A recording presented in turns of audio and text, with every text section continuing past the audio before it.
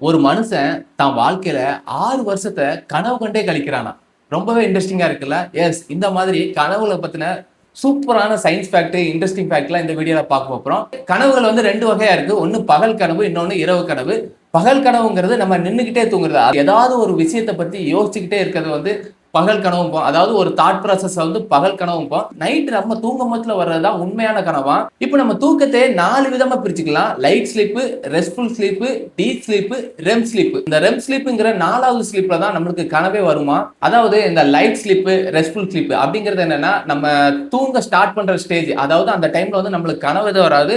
நம்ம அப்பதான் தூங்குறதுக்கு ஸ்டார்ட் பண்ணுவோம். அந்த டைம்ல எந்த கனவுமே வராது. இந்த 2 ஸ்டேஜுக்கும் அடுத்த ஸ்டேஜ் டீப் ஸ்லீப். இந்த டீப் ஸ்லீப்ல தான் நம்மளுக்கு கனவு வர ஸ்டார்ட் ஆகும். அந்த டைம்ல நம்ம மூளையோட பாடி வந்து கனெக்ட் ஆயிருக்காது. கொஞ்சம் கனவு காண்ற டைம்ல திடீர்னு நம்மள யாரோ எழுப்புனாங்கன்னா அந்த டைம்ல நம்மளுக்கு என்ன நடக்குது, சுத்தி என்ன நடக்குன்னே தெரியாது. நம்ம பாடியை கூட கண்ட்ரோல் பண்ண முடியாது. சப்போஸ் நம்ம நல்ல தூக்கத்துல இருக்கோம், நல்ல கனவுல இருக்கோம், திடீர்னு யாராட்டும் எழுப்பி விட்டீங்கன்னா உங்களுக்கே தெரியும் அந்த டைம்ல நம்மளுக்கு என்ன பேசணும், சுத்தி யார் நிக்கிறா, என்ன நடக்குதுன்னே தெரியாது. நம்ம கையை தூக்குன்னு நினைச்சாலும் தூக்க முடியாது. இந்த டீப் ஸ்லீப்ல வர்ற கனவு வந்து பிரெயினோட பாடி வந்து கனெக்ட் ஆயிருக்காது. இந்த 3 ஸ்லீப்க்கு அடுத்த வர்ற ஸ்லீப் பாத்தீங்கன்னா ரெம் ஸ்லீப். அதாவது ரேண்டம் ஐ மொமெண்ட். இந்த ஸ்லீப்ல பாத்தீங்கன்னா நம்ம கண் வந்து அங்கே எங்கேயும் அசைஞ்சுக்கிட்டே இருக்குமா. அதாவது நம்ம கண் விழி மூடி இருந்தாலும் உள்ள வந்து கருவிழி வந்து அங்கே எங்கேயும் அசைஞ்சுக்கிட்டே இருக்குமா. அந்த டைம்ல அவங்க ஒரு நல்ல கனவுல இருக்காங்கன்னு தெரிஞ்சுக்கலாம். இந்த ரெம் ஸ்லீப் அப்போ மூளை ஆக்டிவா இருக்குமா அப்படின்னு பாத்தீங்கன்னா இந்த டைம்ல தான் மூளை ரொம்பவே ஆக்டிவா இருக்குமா.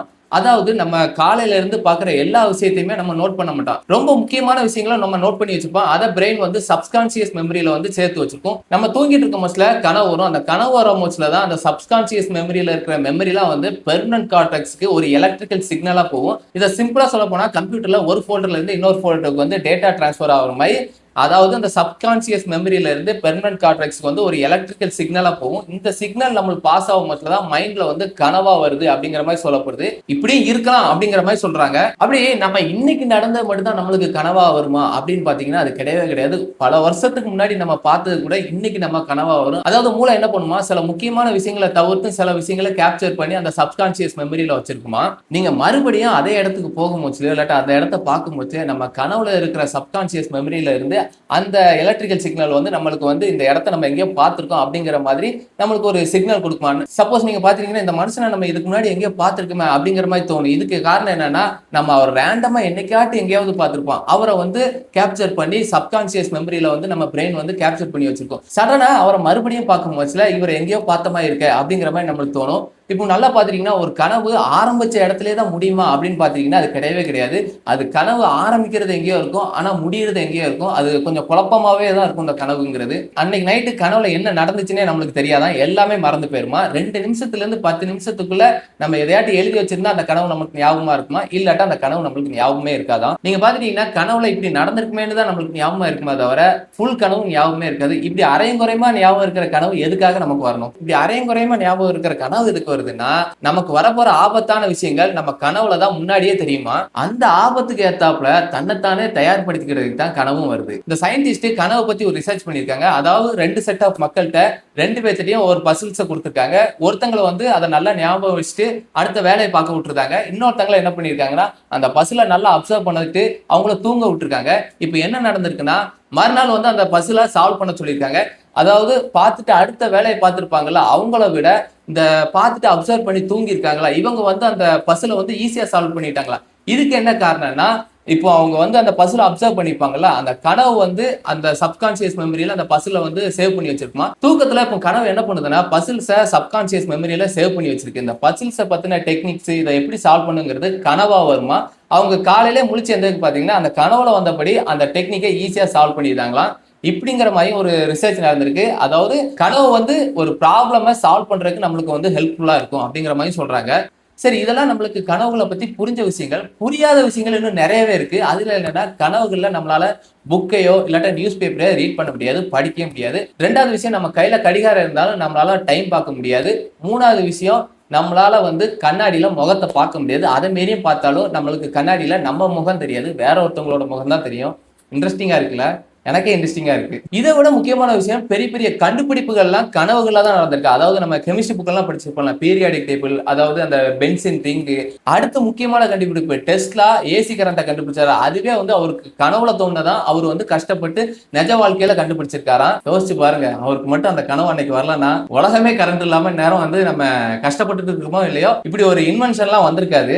இதெல்லாம் தாண்டி இன்னும் இன்ட்ரெஸ்டிங்கான விஷயம்லாம் இருக்கு. அதாவது இவ்வளவு நேரம் நம்மளுக்கு பாஸ்ட்ல நடந்ததெல்லாம் கனவா வருது, அதாவது இனிமே நடக்க போறதும் சிலவங்களுக்கு எல்லாம் கனவா வந்திருக்கா. அதாவது ஆப்ரஹாம் லிங்கனுக்கு வந்து என்ன வந்துச்சுன்னா, நம்ம வந்து சுட்டு தான் கொல்ல போறாங்க அப்படிங்கிற மாதிரி அவருக்கு வந்து முன்னாடியே கனவு வந்துச்சா. அதே மாதிரி அவர் சுட்டு தான் கொல்லப்பட்டாரு.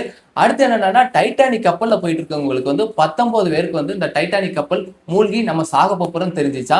அவங்களுக்கு முன்னாடியே கனவு வந்துச்சா இந்த மாதிரி டைட்டானிக் கப்பல் மூழ்க போகுதுன்னு. இதையும் தாண்டி நிறைய கிரிக்கெட் டீம்ஸ்லாம் வந்து இங்க வந்து வேர்ல்டு கப் ஜெயிப்பாங்க அப்படிங்கிற மாதிரி அவங்களுக்கு முன்னாடியே தெரியுமா. செம இன்ட்ரெஸ்டிங்கா இருக்குல்ல. இவங்களுக்குலாம் இப்படி முன்னாடியே கனவா வந்ததுக்கு அவங்களோட பயமா கூட காரணமா இருக்கலாம். ஃபார் எக்ஸாம்பிள் ஆபிரகாம் லிங்கன் நம்மளை வந்து யாராட்டும் சுட்டு தான் கொல்ல போறாங்களோ அப்படிங்கிற மாதிரி அவர் என்னைக்காட்டு நினைச்சிருக்கலாம். அந்த பயம் அவரோட கனவா வந்திருக்கலாம். அடுத்து இந்த டைட்டானிக் கப்பல்ல போனவங்களுக்கு இந்த கப்பல் பாதுகாப்பா போய் சேருமா அப்படிங்கிற மாதிரி ஒரு பயம் இருந்திருக்கலாம். அதுக்காக கூட அவங்களுக்கு அந்த கனவா வந்திருக்கலாம். அடுத்து அவங்களுக்கு பிடிச்ச அந்த கிரிக்கெட் டீம் ஜெயிக்குமோ தோக்குமோன்னு அவங்களுக்கு ஒரு பயம் ஏற்பட்டிருக்கலாம். அந்த பயத்தோட காரணம் கூட அந்த பயமா அவங்களுக்கு ஒரு கனவு வந்திருக்கலாம், அந்த கிரிக்கெட் டீம் ஜெயிக்கிற மாதிரி. ஒருவேளை அந்த பயங்களோட கோஇன்சிடென்ட்டா அவங்களுக்கு நிஜ வாழ்க்கையில நடந்திருக்கலாம். இல்ல நிஜமாவே அவங்க இந்த கனவு கண்டனால கூட இந்த நிஜ வாழ்க்கையில அவங்களுக்கு நடந்திருக்கலாம். ரெண்டுமே கேள்விக்குறியா தான் இருக்குது. அடுத்து நீங்க எந்த அளவுக்கு ஸ்ட்ரெஸ்ஸா இருக்கீங்களோ அந்த அளவுக்கு கெட்ட கனவுகள் வருமா. அந்த கெட்ட கனவுகள் வர்றதுலயும் சில நல்லது இருக்கா. அந்த கெட்ட கனவுகள் வர்றது ப்ராப்ளம் சால்விங் சொல்யூஷன் வந்து ரொம்பவே கொடுக்குமா. அதாவது ஒரு பிரச்சனை எப்படி சால்வ் பண்ணலாம் அப்படிங்கிறதுக்கு ஒரு ஐடியாவை கொடுக்குமா. இந்த கெட்ட கனவு காங்கிறது மைண்டை ரொம்பவே ஸ்ட்ராங் ஆக்குமா. நிறைய கெட்ட கனவு காங்குறவங்க பாத்தீங்கன்னா ஒரு ப்ராப்ளமை ஈஸியா சால்வ் பண்றவங்களா இருப்பாங்களா. ஆனா இப்படி அடிக்கடி கெட்ட கனவு வர்றது பாத்தீங்கன்னா ஒரு நல்ல விஷயம் கிடையாது. ஆனா கெட்ட கனவு மட்டும் தான் எல்லாருக்கும் வரும்னு பாத்தீங்கன்னா அப்படி கிடையவே கிடையாது. 50% நல்ல கனவு வரும், 50% கெட்ட கனவு வரும். இப்படி அடிக்கடி கெட்ட கனவு வருதுன்னா அவங்க வந்து ஒரு டாக்டரையோ இல்லாட்டா ஒரு சைக்காட்ரிஸ்டையோ தெரப்பி எடுக்கிறது ரொம்பவே நல்லது. ஏன்னா அவங்க அதிகப்படியா ஸ்ட்ரெஸ்ல இருக்கிறதுனால தான் நிறைய கெட்ட கனவுகள் வருது. ஏன்னா அவங்களுக்கு மனநலம் கொஞ்சம் கொஞ்சமா பாதிப்படைஞ்சிட்டே வரும். அவங்களாம் வந்து தெரப்பிஸ்ட பாக்குறது ரொம்பவே நல்லது. இப்போ நான் கனவுலே ஒரு முக்கியமான விஷயத்துக்கு வரும். கனவு பார்த்துட்டீங்கன்னா 2 விதமா கனவு வரும். Controllable dreams, uncontrollable dreams. அதாவது ஒரு கனவை நம்மளால கட்டுப்படுத்த முடியும், இன்னொரு கனவை வந்து நம்மளால கட்டுப்படுத்த முடியாது. ஃபார் எக்ஸாம்பிள் இப்போ நீங்க பண்ண சொல்லணும்னா, இப்போ நம்மளுக்கு கனவுல வந்து உச்சா போற மாதிரி வருதுன்னு வச்சுக்கிடுங்களேன். நம்ம வந்து அந்த உச்சாவை கண்ட்ரோல் பண்ண முடியாது. நல்லா பார்த்துட்டீங்கன்னா உச்சா போயிடுவோம். தூங்கி எழுந்திரிச்சு பார்த்தா நம்மளுக்கு பெட்டே நினைச்சிருக்கு. இதை அன்கண்ட்ரோலபிள் ட்ரீம்ஸ் சொல்லப்படுற இந்த கனவுல வந்து நம்மளால கட்டுப்படுத்த முடியாது. கண்ட்ரோலபிள் ட்ரீம்ஸ் நிறைய இருக்கா. ஆனா வந்து இந்த கண்ட்ரோலபிள் ட்ரீம்ஸ் வந்து நம்மளுக்கு அடிக்கடிலாம் வராது. மாசத்துக்கு ஒரே ஒரு வாட்டி தான் வருமா. அதாவது நம்மளால இப்போ ஒரு பைக் ஓட்டிட்டு போக முடியுமா. அதாவது பைக் ஓட்டுறோம்னா அந்த பைக்கை வந்து நம்மளால கண்ட்ரோல் பண்ண முடியுமா. ஒரு டேர்னிங்ல திரும்புறதோ இல்லாட்டா ஒரு பிரேக் போட்டுறதோ, இதை வந்து கண்ட்ரோலபிள் ட்ரீம்ஸ் மாசத்துக்கு ஒரு டைம் தான். செமையா இருக்குல்ல, இன்ட்ரெஸ்டிங்கா.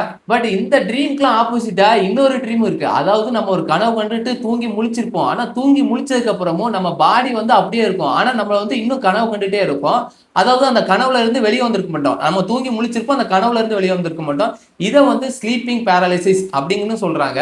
இது வந்து ஒரு மோசமான விஷயம் தான். இதெல்லாம் இந்த கனவுல நடக்கிறது, தூங்கி எந்திரிச்சு நடக்கிறது அப்படிம்பாங்கல்ல, இதுக்கு காரணம்லாம் இந்த ஸ்லீப்பிங் பேரலிசிஸ் தான். இதுக்கு பின்னாடி நாம முழிச்சிட்டு இருப்போம், ஆனா நம்ம பாடி மட்டும் தூங்கிட்டு இருக்கும். இதுக்கு என்ன காரணம்னா அதிகப்படியான ஸ்ட்ரெஸ், நம்ம தூங்காம இருக்கிறது, இதெல்லாம் கூட ஒரு காரணமா இருக்கலாம். இதுக்கெல்லாம் இன்னும் எந்த மருந்துமே கண்டுபிடிக்கல. இது நம்மளுக்கு அடிக்கடி வருதுன்னா ஒரு டாக்டரையோ இல்லாட்டா ஒரு தெரபிஸ்டே பாக்குறது ரொம்ப நல்லது. இது வந்து எவ்வளவு ஒரு மோசமான விஷயத்துக்கு தான் நம்மளை கொண்டு போய் சேர்த்துருமா. மனிதர்களுக்கு மட்டும்தான் கனவு வருமா அப்படின்னு பாத்துட்டீங்கன்னா அது கிடையவே கிடையாது. எல்லா விலங்குகளுக்குமே கனவு வருமா. அதாவது நாய்க்கு வந்து அடிக்கடி கனவு வருமா. இப்போ ஃபார் எக்ஸாம்பிள் பாத்துட்டீங்கன்னா, இப்போ ஒரு ஓனர்கிட்ட வந்து அந்த நாய் முந்தின நாள் வந்து நல்லாவே பழகிருக்கும், நல்லா அட்டாச்மெண்டா இருக்கும். ஆனா மறுநாள் பாத்துட்டீங்கன்னா அவர்கிட்ட சேரவே சேராது. அவரை பார்த்து குலைக்கும், அவரை கடிக்கும். இதுக்கு என்ன காரணம்னா அந்த கனவுல வந்து அவங்க 2 பேத்துக்குள்ள அந்த நாய்க்கும் அந்த ஓனருக்கும் வந்து ஏதாட்டும் சண்டை நடந்துக்கலாம், இல்லாட்டா அந்த ஓனர் வந்து நாயை அடிச்சிருக்கலாம். இது வந்து கனவுல நடந்ததுனால அந்த நாய் வந்து மறுநாள் வந்து அந்த ஓனர்கிட்ட வந்து ஒரு வேற மாதிரி ரியாக்ட் பண்ணுமா. ஸோ கனவுங்கிறது மனிதர்கள் மட்டும் இல்ல, எல்லா விலங்குகள், பறவைகள், அனிமல்ஸ் எல்லாத்துக்குமே வருமா. வாழ்க்கையில அடுத்து வரப்போற ப்ராப்ளம்ஸை ஃபேஸ் பண்றதுக்கு கனவு ரொம்பவே ஹெல்ப்ஃபுல்லா இருக்குது. அதுதான் அப்துல் கலாம் ஐயா அன்னைக்கே சொல்லியிருக்காரு, நிறைய கனவு காங்குங்கன்னு. அதாவது பகல் கனவு இல்லை, இந்த மாதிரி கனவு கண்டோம்னா நம்மளுக்கு வந்து அந்த கனவுல இருந்து ப்ராப்ளம் சால்விங் டெக்னிக்ஸ் வந்து நிறையவே கிடைக்கும்னு சொல்லியிருக்காங்க. அதாவது நம்ம ஒரு ப்ராப்ளமை ஈஸியா ஃபேஸ் பண்றதுக்குன்னா கனவு வந்து ரொம்பவே ஹெல்ப்ஃபுல்லா இருக்குன்னு சொல்லியிருக்காங்க. இதுல இருந்தெல்லாம் பார்த்தோம்னா கனவு காண்கிறது ஒரு நல்ல விஷயமா தான் தெரியுது. அது மட்டும் இல்ல, ஒரு மனுஷனுக்கு 6 மணி நேரத்துல இருந்து 8 மணி நேரம் தூக்கங்கிறது ஒரு நல்ல விஷயம் தான். ஸோ ஃப்ரெண்ட்ஸ், இந்த வீடியோ எண்டுக்கு வந்துட்டு இந்த கனவு பத்தின இன்ட்ரெஸ்டிங்கான ஃபேக்ட், சயின்ஸ் ஃபேக்ட்லாம் உங்களுக்கு ரொம்பவே பிடிச்சிருக்குன்னு நம்புறேன். அப்படி பிடிச்சிருச்சுன்னா அந்த சயின்ஸ் ஃபேக்ட்ஸ் பிடிக்கிற உங்க ஃபேமிலி அண்ட் ஃப்ரெண்ட்ஸ்க்கு இந்த வீடியோ ஷேர் பண்ணுங்க. அதிகப்படியா நல்ல கனவுகள் காணுங்க. Dream big, achieve big. அடுத்த ஒரு சூப்பரான இன்ட்ரெஸ்டிங்கான ஃபேக்ட்ஸோட வந்து பார்க்குறேன். Bye by.